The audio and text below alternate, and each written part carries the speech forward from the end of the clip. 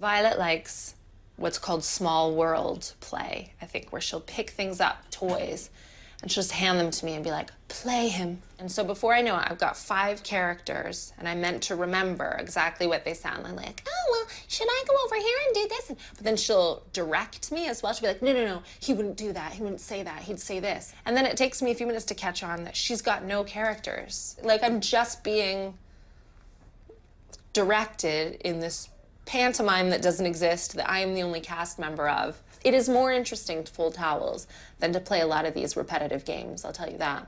I'd try and work into games with the kids, ways that I could just lie down. So I would like, yeah, we'll play that game. You be the Little Mermaid and I'll pretend to be the sea.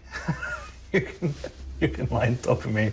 Got her an house this year for Christmas, or Father Christmas did. I've said that 'cause she's sitting there, fucked it, because she still believes in it. No, she doesn't. Do you? No, she doesn't, good. I had to build her this house, and it's got a lift in it. It's got a lift, an electric lift. I couldn't work it out. It's got pulleys on it, and I nosed it up. I mean, it had about 8 floors, this house. I thought, oh, not another fucking floor, please. I'm pulling out all these white things and sticking them together, and it's getting bigger than me, the gaff. And I couldn't work the lift out, so I said, babe, just had to push the lift up, sorry. Like that, basically, just push the lift up and down. She said, yeah, but I think you've got to press the button. No, there's no button on it. There's no button. It's not electric. Don't worry about that button. What you do is you get your finger underneath the lift, you put your Barbie and just push it up, and then you just drop it to the floor like that. It makes a loud noise, but that's how it works. Now she knows now. I've just declared it to her. Sorry. Playing dolls and princesses might have its downsides, but at least it's peaceful. Boy painting, it's all about the getting the, you know, those paint things that you splodge. That's how my boys paint.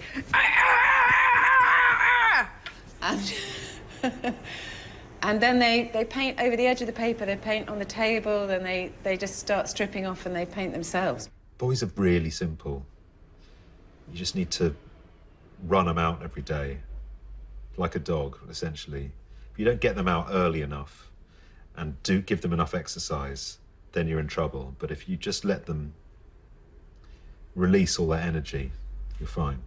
It's just constant wrestling. You know, the wrestling instinct in both of them is extremely strong. So it's kind of like, it's just a bit like living in a frat house. Although 70% of parents secretly admit to having a favourite child, every parent will pretend that this isn't true.